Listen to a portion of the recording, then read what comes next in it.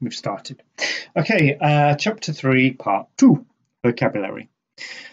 So it mentions today in the text is about a scullery. So they're inside a rich house at the moment with lots of servants. And they've got the cooks. Well, one cook, you've got Rosie, and they do need another cook. And you've got the housekeeper who be in charge of lots of different things like the washing, etc., but also being in charge of other servants. So she'll be kind of in charge of them. Sometimes in these rich houses, they would have a butler. A butler would be somebody who kind of like opens the door to people. I think it's quite strange in a way. And again, would be in charge of other people in the household. So, a scullery is a room in a house traditionally used for washing up dishes and laundering clothes, or as an overflow kitchen, so like a second part of the kitchen.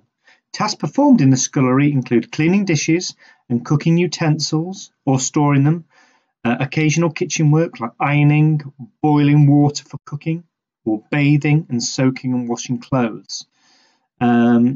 So obviously they didn't have dryers, tumble dryers like we did, so they'd have to, and if they were in the city, they can't exactly hang their clothes outside because they'll be on the streets. So some sort of poorer houses would do that, but certainly not the rich. So they'd have to hang their clothes up in place in different rooms, probably like in a scullery.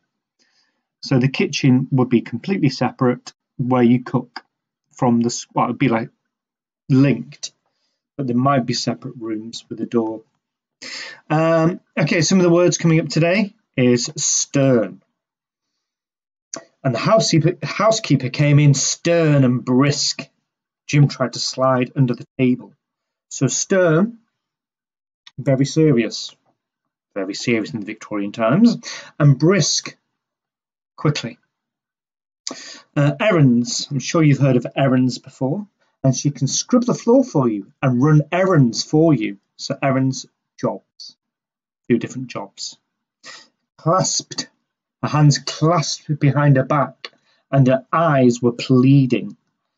So it's like when they were clasped, it's like almost she was praying, wasn't she? Hoping Judd would take Emily and Rosie. Please. Because she didn't want them going to the workhouse, did she? Okay, that's it for today.